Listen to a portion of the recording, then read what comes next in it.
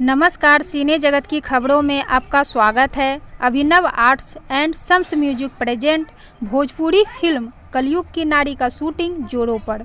इसके निर्माता साहिद शम्स और इस फिल्म को निर्देशित कर रहे हैं नवीन जी। सह निर्देशक राजू खन्नी। फिल्म में कहानी दिया है जितेंद्र कुमार जीतू ने। फिल्म को संगीत से सजाया है बबलू जी ने। भोजपुरी फिल्म कलयुग की नारी के निर्माता साहिद शम्स इस फिल्म को लेकर काफ़ी उत्साहित हैं। उन्होंने कहा कि ये फिल्म की कहानी दर्शकों को काफ़ी पसंद आएगा। फिल्म में संगीत पर विशेष ध्यान दिया गया है।